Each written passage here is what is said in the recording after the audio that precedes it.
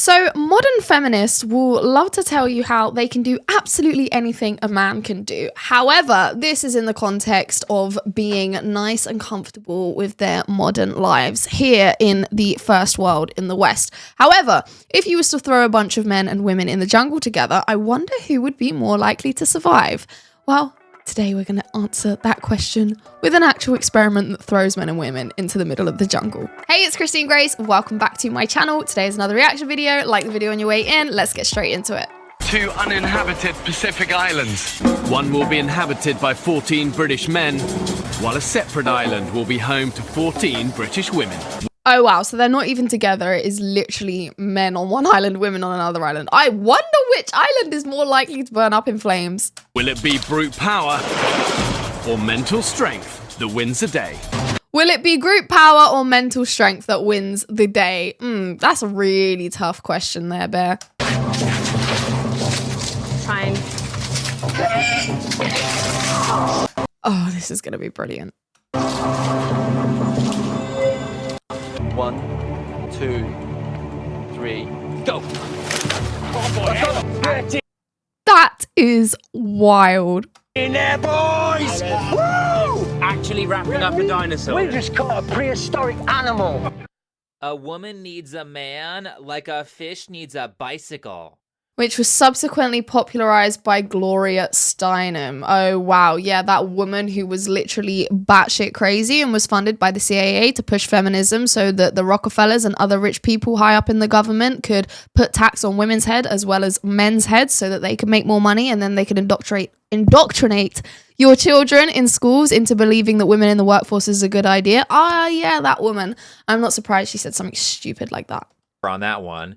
Sure, it's one thing to say that in a nice air-conditioned office, but I don't think I have ever heard a feminist point out the inconvenient truth that men almost exclusively work all of the dangerous and important jobs that keep society running. And funnily enough, those same feminists are not fighting for the equality to be able to do those dangerous jobs. No, they are still very happy with the men going off to do that and the women sitting comfortably at home.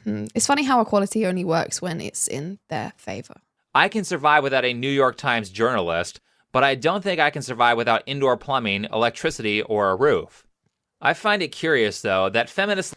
I literally saw this on X yesterday. If all the women in the world was to stop working, the world would be fine. But if all of the men in the world were to stop working, the world would literally fall apart. And yet, we all know that that's talking about the hard, difficult jobs. But yet, if a modern feminist hears that, she says, oh, well, that's because of the patriarchy and because women, you know, we're not allowed to do the jobs that men do. And then you ask them, okay, well, do you want to go work in a coal mine? Do you want to go do this super hard, high-risk job? No.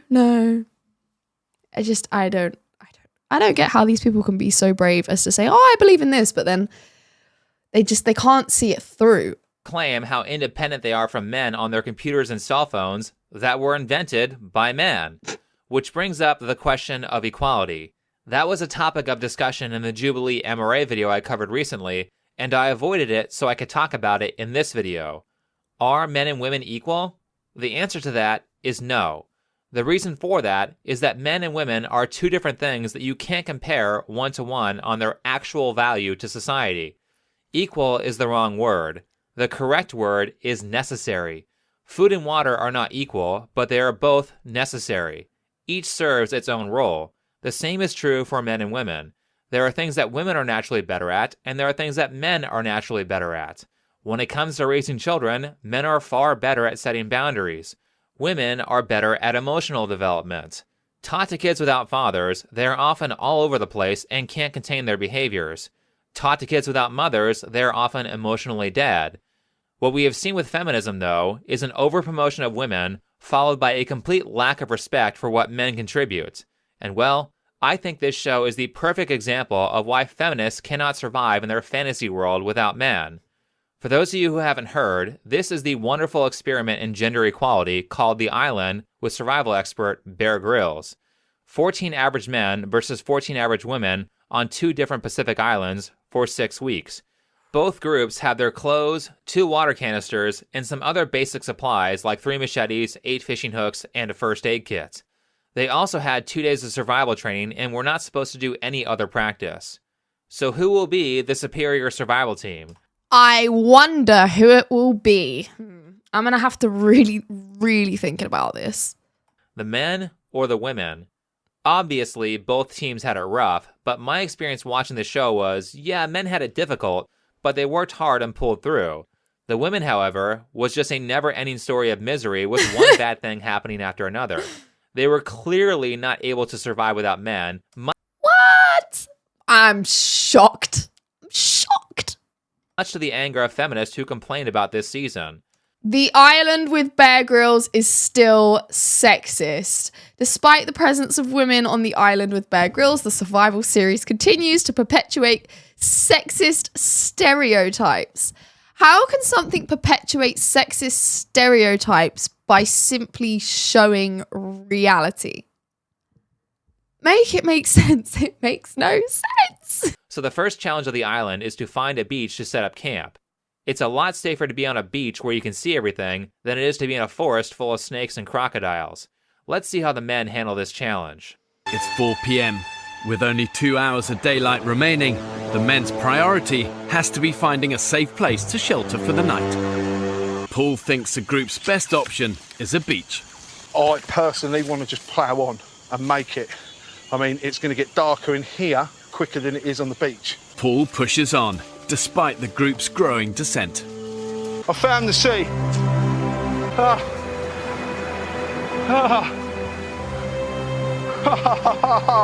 So that was quick. A few hours of intense stress, everyone pushed through, and they all made it on the first day.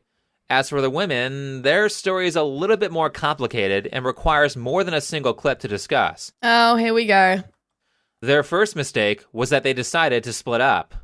So one group's going to go look, and one group's going to stay here. Who's in the go group? Me. Can I come? Yeah. Have you got your whistles? Yes, we're whistled up. I can tell that these women watched way too much Scooby-Doo when they were kids. You never want to split up when you are in a dangerous situation. Even Bear Grylls says it's a bad idea. Splitting up your group is a high-risk strategy. The show says they split up to protect a fire they made the previous night. By the way, we're on day 2, and the women only ended up walking a few hundred feet away from their drop points. Also, you can take the fire with you. Not to mention, you would either have to move the fire or make a new one anyway when you found a new camp. I wouldn't know that. I wouldn't know that. They think about this for more than 10 seconds?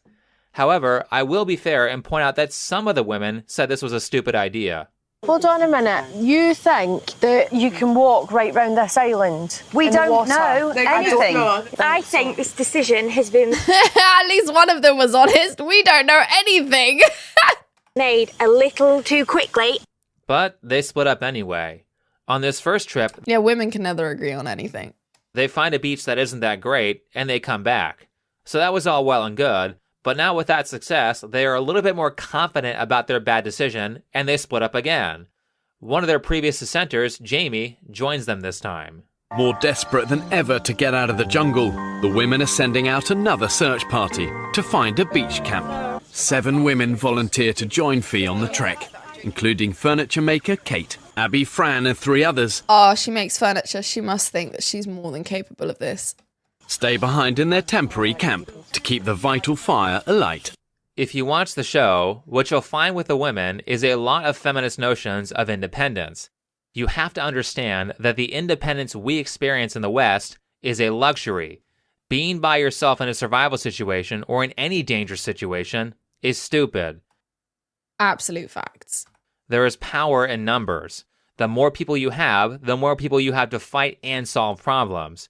You also have to understand that literally no one in civilization can survive on their own. There may be a couple of outliers, but outside of them, no one is capable of surviving on their own without using tools or knowledge that other people have invented or discovered. True independence is a myth. However, I do think it's funny when a feminist screams about how she is strong and independent while her ex-husband is paying her child support and alimony, or she's on welfare. In civilization, we rely heavily on the functioning interactions of people who have different useful skills. If those systems fail, most of us are screwed. If that happens, people are going to find out just how dependent they are on everyone else. If you want to succeed, your goal in life is to team up with people who serve a role that is complementary to yours. That's what works. What doesn't work is trying to do everything by yourself just so you can say you're independent.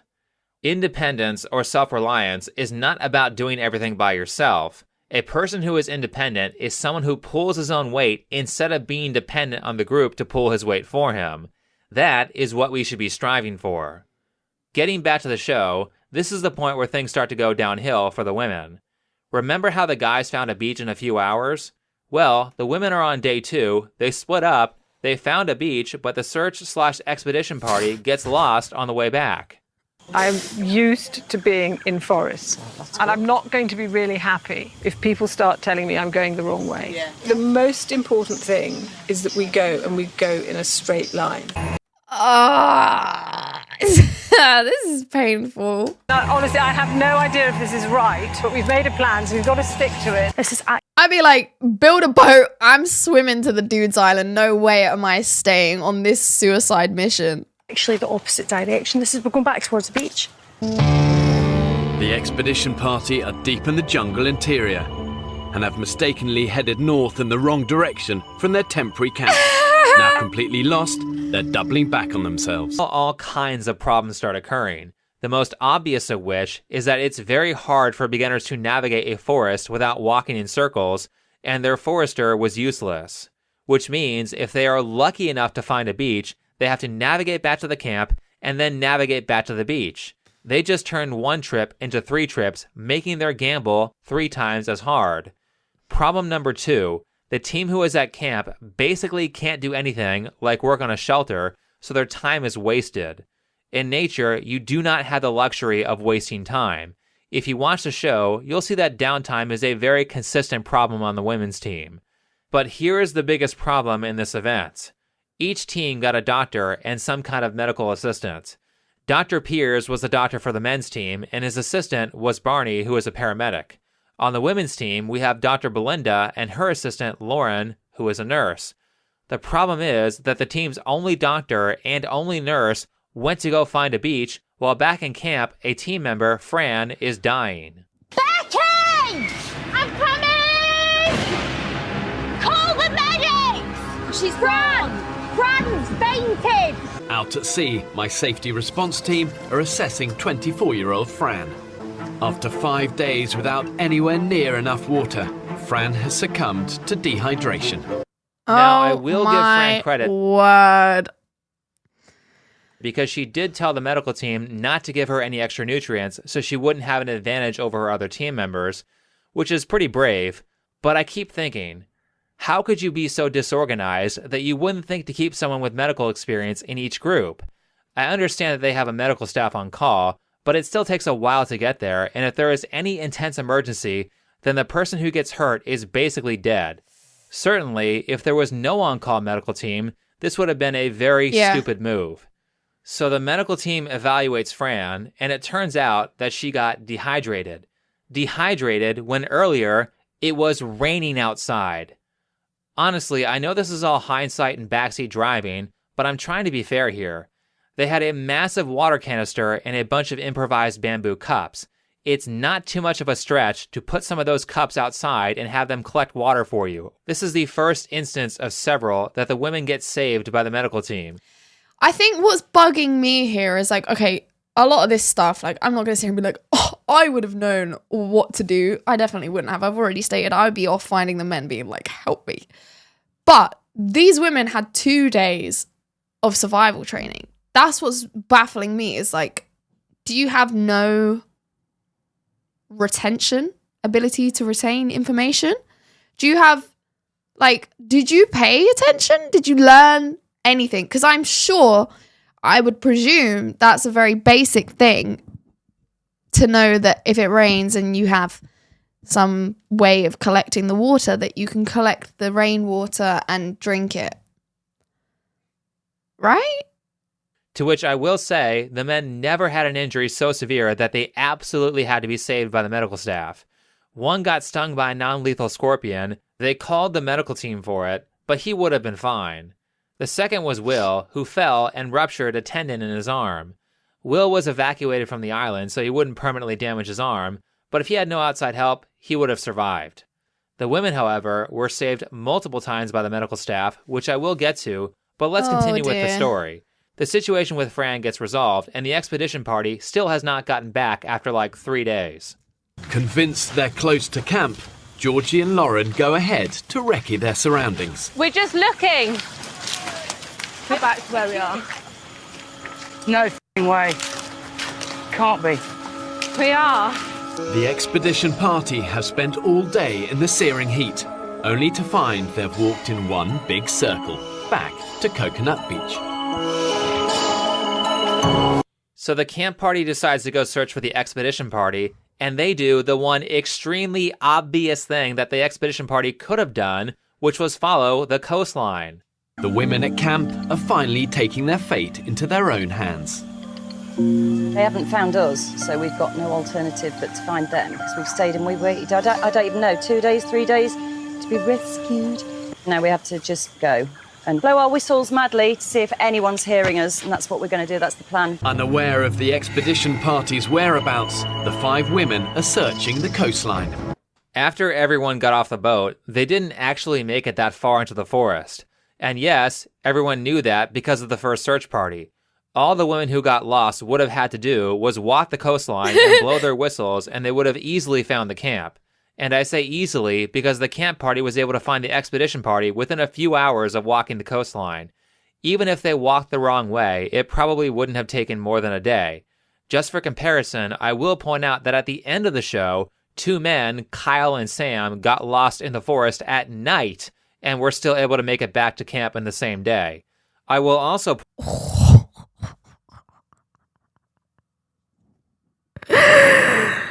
Oh, dear.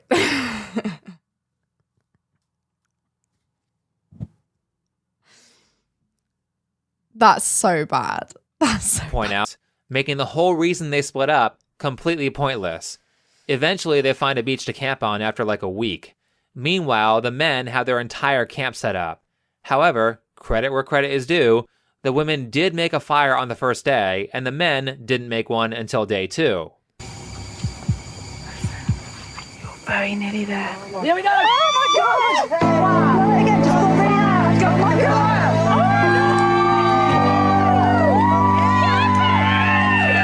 I don't want to sound too cocky too early. No, I don't think we should. I don't think we should at all, but right now,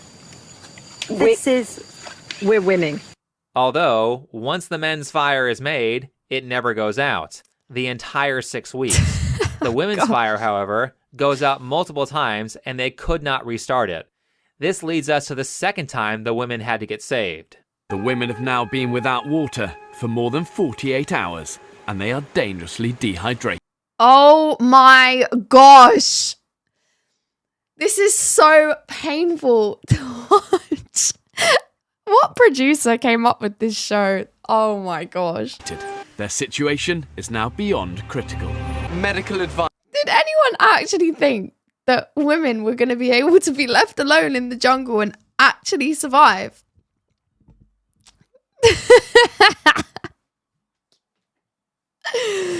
Oh, okay. Right, let's give them a chance. It's not over yet.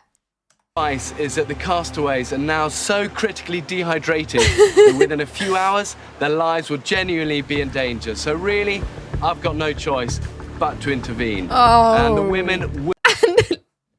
Funnily enough, a man has come to the rescue. Even though for the sake of the experiment, he really should just leave them to it. But because he's a man and he does the right thing, he comes to save the silly women. will be given a working bow drill set. So we have women cheering about how they are doing better than the men by making their first fire so quickly, but shortly thereafter, in the first week, one of their team members, Fran, would have died without medical assistance. Oh my. And by week 2, their whole team would have died of dehydration because they didn't have a fire. For reference, you can survive about 3 days without water, but keep in mind that they're on a tropical island that is commonly over 85 degrees Fahrenheit. Dehydration is a reoccurring problem for the women. Now, I haven't mentioned this, but anyone is allowed to leave the island anytime they want. At this point, 3 out of the 14 men have left voluntarily, and 2 out of the 14 women are gone.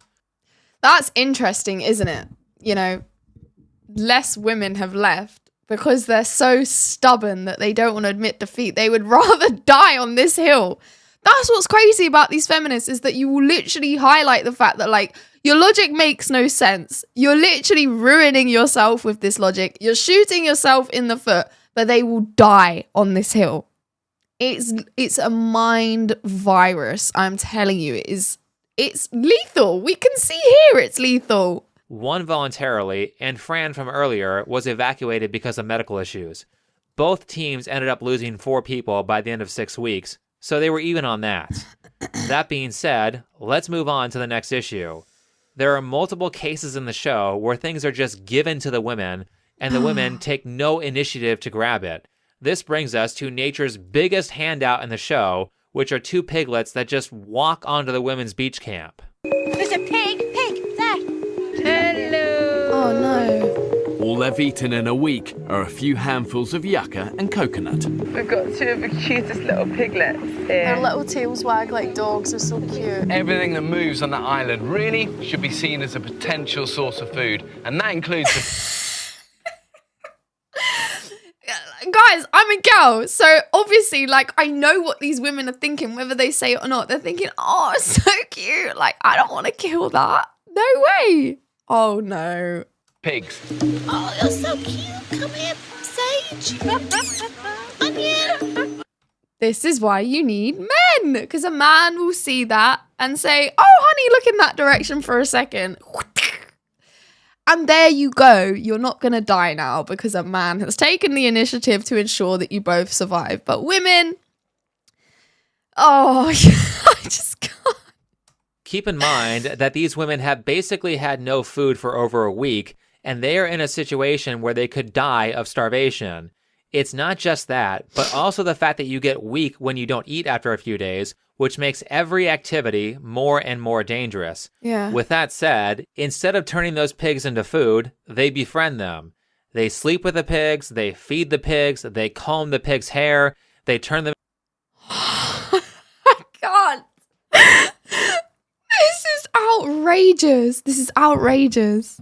This is outrageous. And someone had the audacity to say that this show is sexist.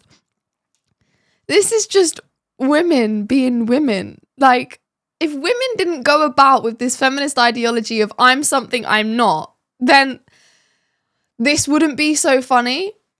But it's so funny because, like, you know, you can put a wolf in sheep's clothing, but it's still a wolf. Or rather, you can put a sheep in a wolf's clothing, it's still a sheep. them into pets and name them Sage and Onion. They pretty much do everything with the pigs except eat them. Then, even worse, they determined that the beach that they were on wasn't that great, so they moved to another beach and they leave the pigs at the old beach. Oh. Yeah, I don't even have words at this point. It was funny. Now I'm actually like, I'm really embarrassed. I'm really embarrassed to be a woman right now. Bye, Sage. Bye, Onion. Look at us. We look like... Oh my gosh. This is really painful to watch. I probably can't say that on YouTube, but this doesn't look good. This does not look good. They're like children. We kind of are. This is why they always say, you know, protect the women and children, because there's not much difference. Oh my gosh. All right, right. Oh my gosh. I wonder how they thought they looked. I wonder how they thought the viewers at home were perceiving this. Editor must have been laughing uncontrollably when honestly. he put the clip of them leaving the pigs, followed by one of them saying, "We look like Survivor." Yeah, that editor knew what he was doing. It wasn't me who did that. I just trimmed out a few seconds. But wait, there's more.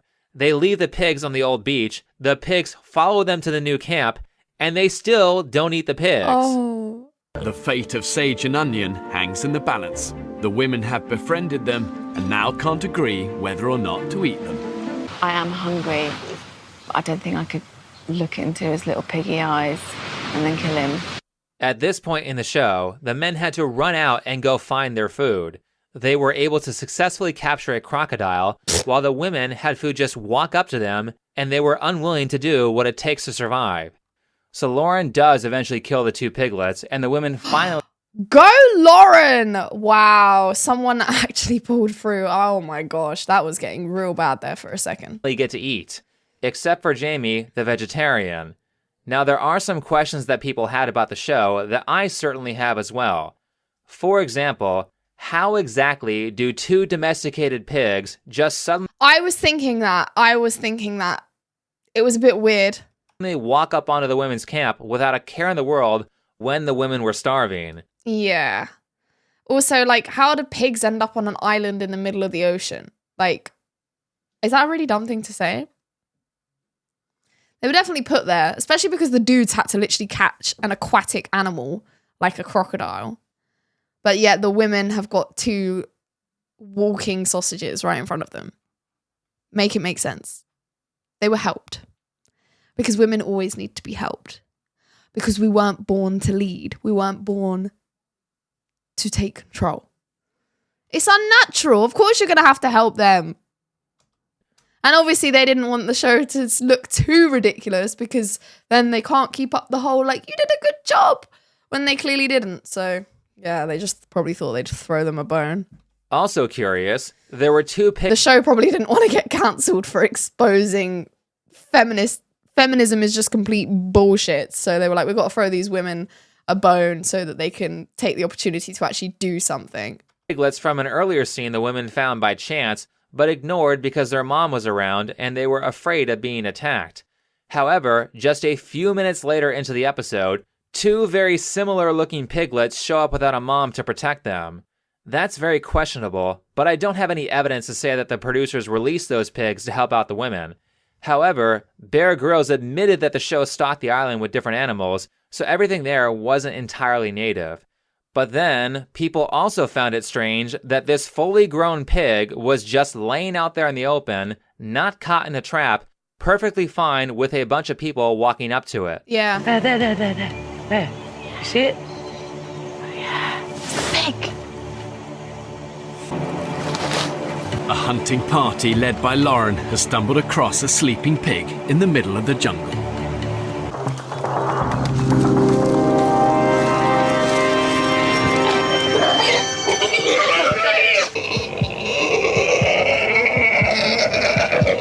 People were saying that the pig was drugged, and that's why the women were able to catch it. But I have a different explanation for why it put up so little resistance. Later, the women found out that the pig was full of ticks. The pig was probably half dead when they tried to capture it, which is why it didn't make much of an effort to run away. So I will give the women credit for catching that one. However, this leads us to our 3rd crisis, outside of their camp now being infested with ticks. For some reason, the women decide to preserve the pig leftovers in one of their water canisters and bury it underground. This didn't work, and all the women got sick the next day from eating rotten meat, except for Jamie, the vegetarian. It's at this point they make their most disastrous screw-up that would have killed... Oh my gosh, their most disastrous screw-up hasn't happened already. Everyone if the emergency medical team didn't help them. Oh gosh. The women took the water canister, which was full of rotten pig, and instead of trying to sanitize it, they threw it away. With the preserved pork no longer edible, the women removed the pig's remains and jerrycan of putrid meat from the camp. Unconvinced they could salvage a rancid jerrycan and use it to purify the water again, the women throw it away. Now with only one jerrycan to produce all their water, the women are unknowingly heading towards a dehydration crisis. What were they thinking? This messed up their entire filtration system and cut the amount of water they could produce in half. The women used 1 canister to filter the water and 1 canister to boil it. By the way, speaking of the men, they had a far more sophisticated water filtration system than the women did that resulted in cleaner water, and the men never seemed to have a problem with dehydration. The water, it tastes of poo. You drink it, then you go, and then you vomit. Have you learned to hate drinking warm water? Actually, it's good. It's really good. And you don't have to kind of just knock it back. It's decent water. Yeah. The water was not an issue. Yeah. And actually, dehydration was your own fault rather than lack of water. Yeah. So, the women threw away their water canister, which halved their water supply, and now they are all dehydrated. Really? How hard is it to wash the container out in the ocean, let it air out in the sun, and boil water in it to kill the rest of the bacteria? You've been boiling water to kill bacteria the entire time you've been on the island. A little while later, all of the women almost died and had to be saved by the medical team. This medical visit came with the extremely obvious advice, which was telling the women to sanitize the dirty canister. What? Can you believe that? You can hear the medical team's eyes rolling when they say this. Your bodies are just starting to fail at this point. Now, there's no easy way to say this. I'm teetering right on the brink of pulling you all off the island for medical reasons, over. The solution is use the other jerry can. I can't say it. They've literally had to spell it out for them. Oh my gosh. Oh my gosh. Any other way. So the women don't die of dehydration, and later in Because a man has saved them again. the episode, one of the women gets a random ship that passes by to give her a free fish. You have fish? Get a fish. One fish? He's going to throw it! Oh, you're very, very kind. Whoa! Now, I think... So they got help from a man. That is a... Barracuda? We caught a fish! Yeah! You didn't catch the fish. You didn't catch the fish. A man caught the fish and you got the man to give you a fish because he could obviously tell that you were a damsel in distress. Okay, that's totally not cheating. Now, another thing you will notice if you watch this season, by the way, it's season... See, I'm going to play devil's advocate here. The whole point is survival, right? And he's right. He is right. It is complete cheating, obviously, because it's like, it's not part of the deal. However, if we're going to talk like actual evolutionary biology here, a woman's survival tactic is to leech to a man, because in nature, women understand that they can't do the things that men do. So they leech to a man who can do the things that they can't. So actually there is the first time we have seen any of these women use their actual survival tactics. Too, and it's free if you have Amazon Prime. But if you watch it, you will see that one of the big problems the women have is laziness. I think someone forgot to tell them that this is survival. You are supposed to work from the time the sun comes up until the sun goes down and you can't see anymore. Ooh. We don't have that. And the flaw in this whole thing is thinking that women have that, because we don't. And the fact that women try to convince men that they do is what's so appalling. And it's why there's such a lack of regard and respect for men today, because women seem to think that it's easy to be a man and that we can do the same thing. We literally can't. Like, at all. If you watch the men, they barely had any downtime or vast periods of slacking off until the last day.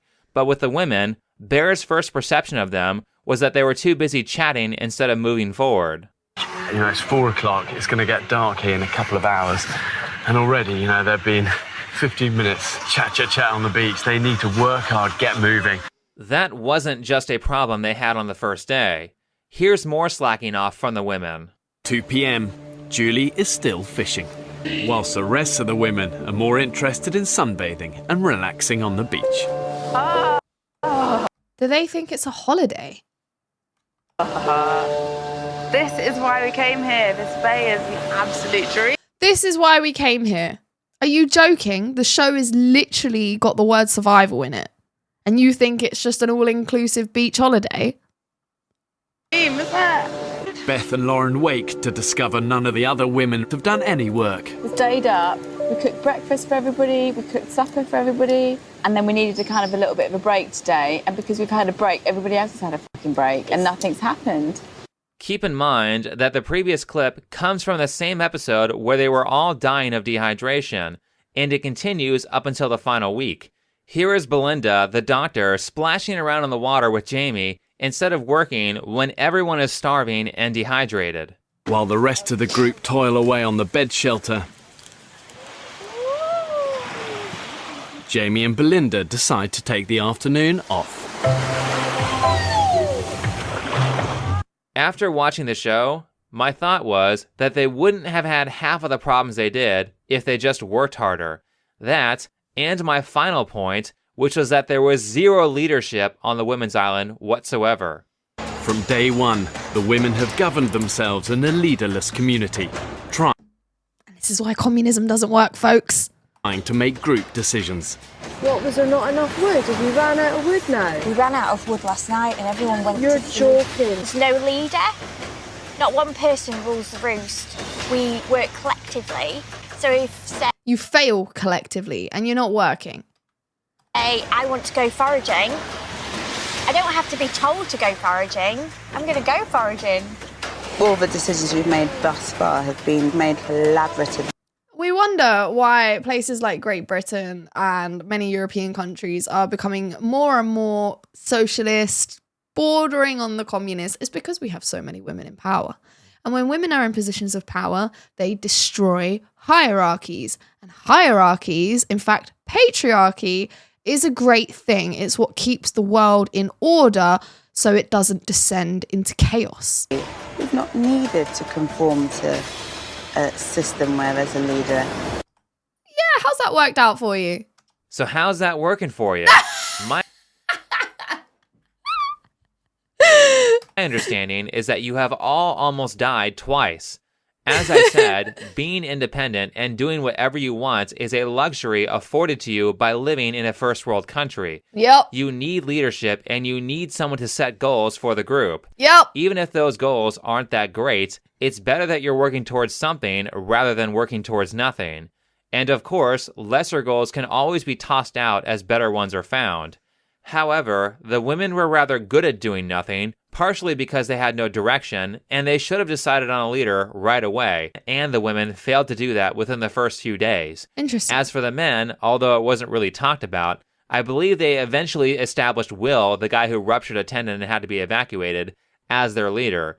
Leaders decide on goals, and you need to have a goal to run a functioning group. You need to have goals to run a functioning life. You can't just follow your bliss and only forage when you want to forage. Survival and success are about getting yourself to do a bunch of things you don't. This just shows you that women aren't programmed, wired, whatever you want to say, to do this kind of thing, because we are the products of our DNA. And clearly, you know, these women, it's just not in them. It's not in them to understand survival. Why? I'm going to blow your mind right now, because funnily enough, gender stereotypes aren't just things that society has created. It's not just a construct. It's not just men coming up with ideas to keep women oppressed. No, stereotypes come because there are gender differences that are very real and exist for reasons which are, funnily enough, survival. So that's why the women can't survive by themselves, because we never have done before. It's never worked before. It's never going to work. We need men. Simple as. Want to do, not about doing whatever you want when it's convenient for you to do so. The second thing leaders do, especially if they are smart, is divide labor so that people are set in the roles they are best at. You have 14 people, but you don't need 14 fishers. Someone has to fish, someone has to collect water, someone has to keep the fire alive, and someone has to build shelter. It's up to the leader to decide who is best to handle those jobs. Last, leaders are there to handle conflict and ensure people get along. Conflict will kill a group, which surprisingly was pretty well displayed in the first episode of the Men's Island, as it caused one of their very useful builders to leave. Remember, I did say the men had their struggles too, though conflict was a pretty big problem on the Women's Island as well. Eventually, the women come to their senses and make Lauren the leader. To me, Lauren was the clear choice because she says things like this. Lauren's the one who killed the pig, right? I will not let people see that I'm feeling just as weak as them, because I actually feel like some people need strength in other people to keep them going, and I'm determined to be that person. Personally, I think this is one of the few good decisions that the women made. A leader is the person who goes first. That's why it's called a leader, they lead. Lauren was the first to kill an animal so they could all eat when no one else wanted to. Actually, outside of a few fish at the very end, I don't remember any of the women except for Lauren killing anything for food. Lauren was also the only one on the team who had any meaningful survival experience. In a podcast recorded over a year after the show was filmed, Lauren states that she joined a competition to row across the Atlantic Ocean where she was stuck in a boat with one friend for over 3 months. About a month of that was just them trying to survive while they were waiting for help because their boat broke. She didn't finish the race, but she went back after the island and did the race again and got second place. It takes a heavy amount of grit to do that. Anyway, things immediately got better once the women established a leader, and they actually started getting stuff done in the last week. Also, for some reason, they chose this person, Beth, as a leader too, but as far as what we can see on the show, Lauren pretty much did all the work. She's the one who said, I can't look the piggy in the eyes and kill it. Yeah. Work leading. So now we are at the end of the show. The men made it on the island for 6 weeks, and the women sort of made it on the island for 6 weeks. I did, however, find it funny that both groups went right to gender stereotypes. The men were primarily focused on hunting for food, while the women were primarily focused on gathering. At the end of the 6 weeks, each team showed off their camps to Bear Grylls. The men's camp was very utilitarian, while the women's camp was very decorated and made over. One more thing, the women slept communally, while the men slept individually. Wow. So this show turned out to be a real win for feminism on breaking gender stereotypes. By the way, there were more examples on them conforming to stereotypes than the ones I gave. Another win for feminism is that Ruth England called season 1 of the show sexist because only men were allowed on that season. She said it portrayed the notion that women needed to be helped to survive. Oh dear. Oh, it just hurts my brain at this point. It hurts my brain at this point. Well, seeing that the women almost died twice throughout the 6 weeks and almost had their team member Fran die in the first week, I don't see how Ruth England's notion that average women can survive without men is proven. So many people watched that first series and said, women would have done much better. They would have multitasked. They wouldn't have had the ego. Yeah. Still, the show went to great lengths at the end to make the women seem better than they were. I bet these guys would be in pretty good shape. And I knew it. I knew the stereotype was wrong, you know? He had to say this. But I knew they could nail this. Wow, the pandering is strong here. There is no way they would have made it 6 months. How about this? What if we just accepted that men and women have certain limitations and moved on with our lives? That would be great. The world would be a much better place. However, if we did that and we actually empowered women in the right ways, then women might actually start depending on men as leaders. Then men might become more empowered. Then you might have more secure family units. And thus, by having more secure family units, then you've got strong-minded people who can't be easily controlled by an oppressive system like the government. So obviously, the government being infiltrated by certain individuals, people with Marxist ideologies that want to destroy the family unit and make men weak, don't want that. Hence the pandering. For this last part, I want to talk a little bit about the men. They didn't have much drama, but there was one really interesting episode the men had that I think brings up something very valuable. To say this euphemistically, the men's team had some very strong personalities. As I said before, one member, Paul, left the island because he couldn't get along with another team member who also ended up leaving the island. Vic, who manages a cleaning company, also had a strong personality, which made him very judgmental of the people he felt were slacking off. They actually created 3 episodes out of this based on Vic, probably because it was the only drama they had on the men's island. In one of the episodes, Vic has a dispute with one of the cameramen, Sam. Ooh. Unlike Naked and Afraid, the cameramen have to participate in the game too. Also, side note, there were 2 Sams, and this is a different Sam from the one I mentioned earlier who got lost. That being said, Sam's value to the group is very abstract because Sam is creative.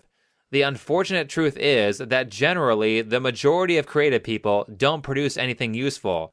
However, if you don't have any creative people, your society will falter to the ones that do. In this regard, there are 2 things that have to happen in a functioning group or a functioning person. 1, you have to repeat patterns and strategies that work, and 2, you have to discover new patterns and strategies that are more effective and less time-consuming than the old ones. So if the men's team wants to be effective, they need to do the daily chores, but they also need to be venturing out into the island to discover new territory. They need to be trying new tricks, they need to be inventing new technologies, and they need to learn how to scale their economy. This is where Sam, the useless daydreaming cameraman, comes in. Sam reportedly doesn't work hard unless he is really interested in the idea. That idea is a fishing net. The net was something they found amongst all the trash that washed up on shore. They found a lot of items that way. People saw the fishing net as a waste of time because it failed previously, but against everyone's wishes, Sam goes to work on the net in an attempt to catch more fish. He fails. Now released from wood duty, Sam sets off to check his nets. I'm feeling positive. Despite the group's hostility, Sam's convinced his nets will work. I refuse pessimism to seep in. Absolutely refuse it. Optimism it is then.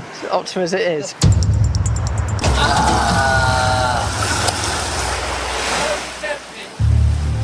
Nothing. Very predictable. It's a waste of energy, time, fuel, everything. Stop fanning around and start doing something worthwhile. Vic gets mad about Sam's failure and treats him even worse than before. This is a big deal because Vic is one of the most valuable members on the team, especially when it comes to collecting food. However, Sam refuses to fall in line and continues to work on the fishing net despite the failure, and that makes Vic even more mad. Vic? Yo! Do you trust me? I would never trust a stranger. Okay, am I a stranger? Yeah, at first you were. Okay. It's taken me longer to get used to you than it has any other guys, because they sound a little bit like me. So unfortunately, I don't trust you. Yeah.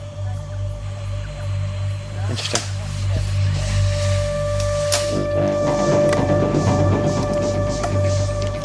Vic is mad because he doesn't like politicians, and he says that Sam sounds like a politician rather than someone who is working class like he is.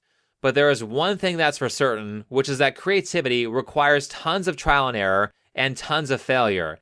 Failure is a part of the process of learning new things.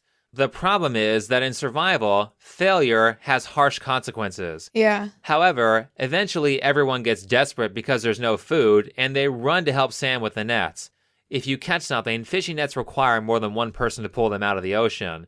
And well, this time, Sam succeeds. Interesting.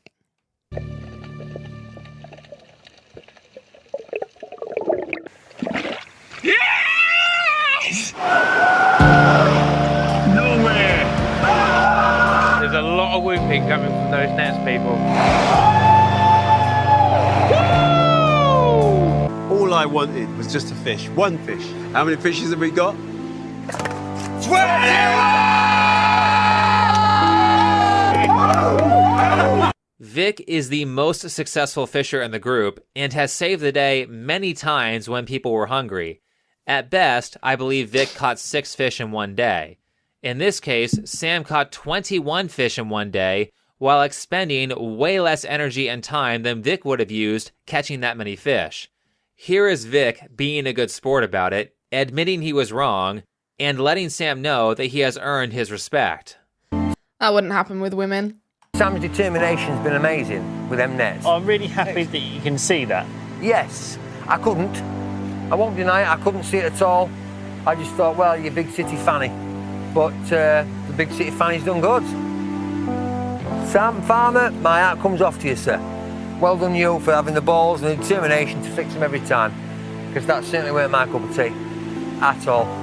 So Vic learns the value of creativity, and this is why, although often annoying and seemingly useless, creative people are needed. If you can afford creativity through excess resources or time, it can be one of the most valuable components of your group or your society. I think it also shows why, no matter who you are, you need some creativity in your life. You don't have to be a full-on inventor, but if you want a lot of success, you can't just play the same game every single day. You have to spend time learning new skills and discovering new ways to market those skills. You also have to work hard, be willing to take risks, and accept that a ton of failure is a part of the process. If you don't do those things, don't complain about how everyone else is successful while you aren't. If your strategies don't work, you need to find new strategies. Absolutely. If you're unhappy with something about your life, chances are you're doing something wrong. So try something new. There's a second lesson in this episode that I think is valuable because a lot of people are looking for acceptance. If you watch the episode, you can see how Sam is on thin ice with most of the group, but then a few moments later, they are cheering his name. He got everyone to like him, and he did that by being useful. This is something that a lot of people are missing. So many people in this world today offer absolutely no value. I mean, again, we can take modern women, modern feminism as an example. I bring absolutely nothing to the table, yet I expect to be treated like I am something of value, like I provide something useful to your life. It makes no sense. Like, I don't know. Well, I do know. We all know where this idea comes from, but I can't understand how women are still playing that same tune of, I don't need to do anything, I don't need to provide any value to a man's life, but I still need to be worshipped, have the ground beneath me worshipped, even though I do absolutely nothing. If you want to have friends, if you want to have people like you, if you want to have people respect you, the primary way you earn that is by being productive and providing value to other people. If you don't provide value to anyone, people aren't going to like you. Well, maybe that's inaccurate. The only people who will like you are people who also don't provide any particular amount of value, so you'll have friends who are worthless if you have friends at all. If you want to change that, you need to actually produce something. You need to be useful. And with that sentiment, I think this video has gone on long enough. Absolutely. Wow, that was a really awesome video, guys. You should definitely check out his channel. It's called Think Before You Sleep. I'll put a link in the description. But that was awesome. And that just reiterated the fact that the sexes need each other. We're not equal. Women need men to survive. Men don't need women to survive. But as a species, we need each other to survive. Of course we do. We both have our place. So let's start respecting one another. Respect where respect is due. Men are owed a lot more respect than women for getting our species to the point where it is today, where women even have the capability to say, I can do everything a man can do, and still get made, excuses on national television when they absolutely flopped. But hey, that's just what I think. Why don't you let me know what you think in the comment section below? And as always, if you enjoyed this video, please do give it a thumbs up on your way out. And be sure to subscribe to the channel, hit the notification bell, click the little down arrow and hit all to make sure that you're actually getting notified of all of my videos. And if you would like to consider donating to the channel, please click the link in the description at buymeacoffee.com. And I will see you very soon in the next one. Take care. Bye-bye.